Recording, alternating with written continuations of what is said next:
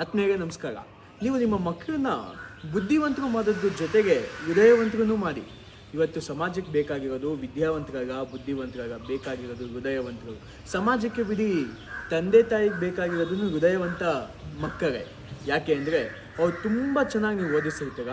ಓದುವ ಕಾಲಗತ್ಯದಲ್ಲಿ ಚೆನ್ನಾಗಿ ಓದಬೇಕು ಅಂತ ಆ ಮಕ್ಕಳನ್ನೆಲ್ಲ ನೀವು ಕಾಲೇಜಿಗೆ ಸೇರಿಸಿರ್ತೀರ, ಸ್ಕೂಲ್ಗೆ ಸೇರಿಸಿರ್ತೀರ, ಪ್ಲೇ ಹೋಮ್ಗೆ ಹಾಕಿರ್ತೀರ, ಟ್ಯೂಷನ್ಗೆ ಹಾಕಿರ್ತೀರ. ಆದರೆ ಮುಂದೊಂದು ದಿನ ಒಂದು ಕೆಲಸದ ಒತ್ತಡದಲ್ಲಿ ನಿಮ್ಮನ್ನು ವೃದ್ಧಾಶ್ರಮಕ್ಕೆ ಹಾಕ್ತಾರೆ.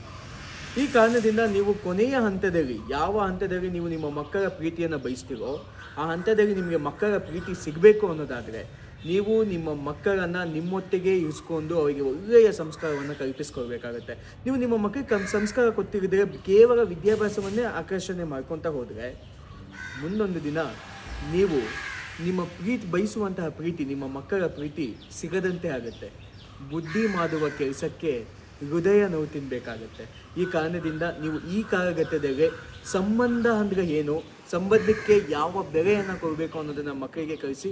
ಇದು ಒಂದು ಶಿಕ್ಷಣವೇ. ಈ ಶಿಕ್ಷಣ ನಿಮ್ಮ ಮಗುವಿಗೆ ಸಿಕ್ತು ಅನ್ನೋದಾದರೆ ಮುಂದೆ ನೀವು ಏಕಾಂಗಿ ಆಗೋದಿಲ್ಲ ಅನ್ನೋದು ಭಾವನೆ. ಇನ್ನಷ್ಟು ವಿಚಾರವನ್ನು ನಾಳಿನ ಸಂಚಿಕೆಯಲ್ಲಿ ನಿಮ್ಮೊಂದಿಗೆ ಹಂಚ್ಕೊಳ್ತೇನೆ. ನಮಸ್ಕಾರ, ಧನ್ಯವಾದ, ಶುಭ ದಿನ.